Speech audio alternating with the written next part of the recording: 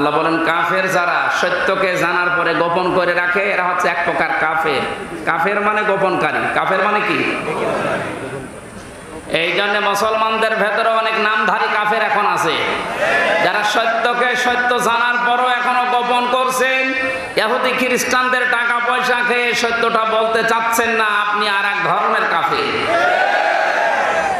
গত 2 দিন একটা ভিডিও দেখে খুব মন খারাপ হয়ে গেল। এই যে আহলে হাদিসের নামে এক ভাই, কি রফিক নাকি নাম যেন, কোথা থেকে লেখাপড়া করেছে আমি জানি না, অনেক বছর শহীদ আবু সাইদ ও শহীদ হয়নি, ও নিজে আত্মহত্যা করেছে।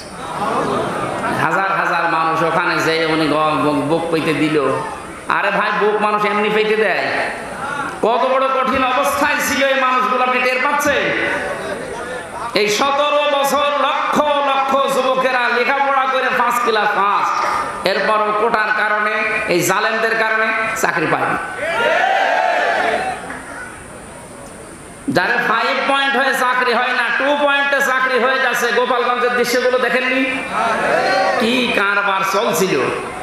এই জালেমের সামনে নিজের জীবন দিয়ে জুলুম থেকে মুক্ত করার জন্য উনি জীবনটা দিল, আর আপনি এখন শহীদ বলতে রাজি না? কি আর একবার মরে দেখানো লাগবে? কোরআনের কথাগুলো খুব খেয়াল করে শোনেন তো, হয়তো আপনি এইভাবে চিন্তা করেননি। যারা আলেম আছে তাদেরকে বলছি, ওয়ালা তাকুলু লিমা ইয়াকতালু ফি সাবিলিল্লাহি আমওয়াত বাল আহয়াউ ওয়ালাকিন লা তাশউরুন।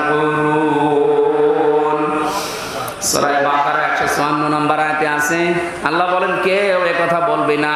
শুধু হামজা বলবি না তা না, শুধু ওই রফিককে আল্লাহ বলেন না ওই রফিক তুই বলবি না তা না, কেউ বলবি না এই কথা। ওয়ালা তাকুলু, বহু বচন।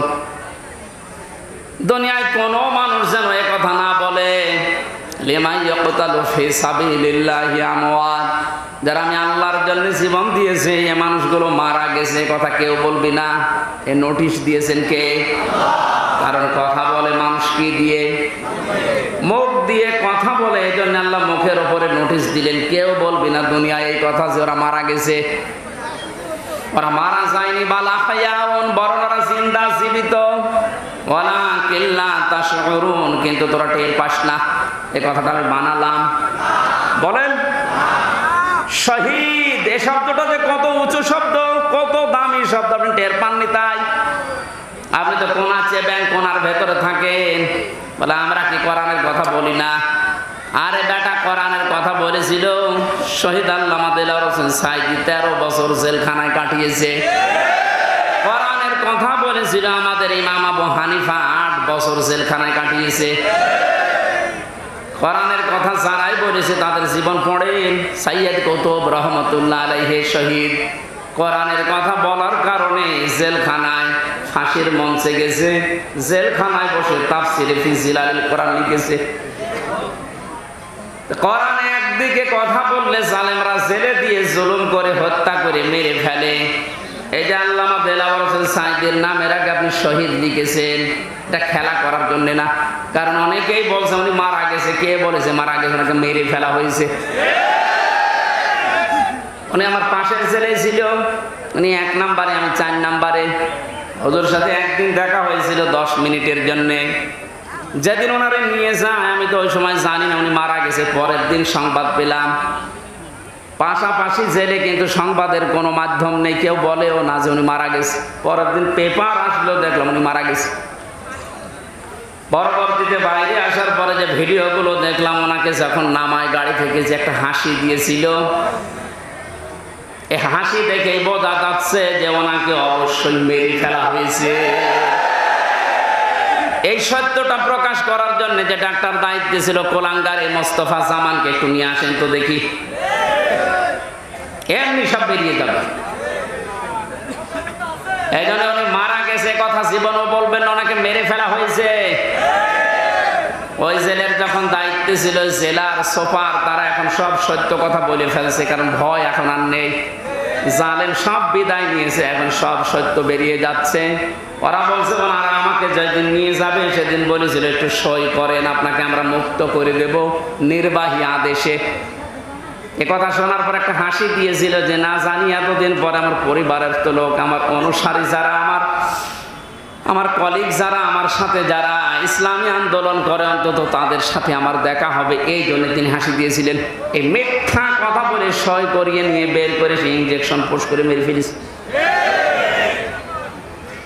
নবীজি জানিয়েছেন কেউ যদি পাহাড় থেকে পড়ে মরে যায় ও শহীদ, কেউ যদি পানিতে ডুবে মরে যায় ও শহীদ, কেউ যদি আগুনে পুড়ে মারা যায় ও শহীদ। বানালাম, শোনেননি কোনোদিন? আগুনে পুড়ে মরে গেলে যদি শহীদ হয়, অ্যাক্সিডেন্টে মারা গেলে যদি শহীদ হয়, তাকে একেবারে সরাসরি আপনি মেরে ফেললেন, সব বের হবে ইনশাল্লাহ। এই জন্য শহীদ এই শব্দটা যার তার নামের আগে লাগাবেনও না। কোন জালেমের আগে এই শব্দ লাগানো জায়েজ নেই, কারণ শহীদ এটা আমার আল্লাহর বন্ধু। কিয়ামতের দিন যে 4 প্রকার মানুষের সাথে থাকার জন্য আহ্বান জানানো হয় আল্লাহর কাছে, তার ভিতরে শহীদ 3 নম্বরে। আমাইয়াতিল্লাহ ওয়ার রাসূল ফাউলাইকা মা'আল্লাযীনা আন'আমাল্লাহু আলাইহিম মিনান নাবিয়্যিনা ওয়াস-সিদ্দীকিনা ওয়াশ-শুহাদা'i ওয়াস-সালিহিন। আল্লাহ রাব্বুল আলামিনের জন্য সকল মানুষের মুখের উপরে নোটিশ দিয়েছেন, এই কথা কখনো বলবি না যে সাইদি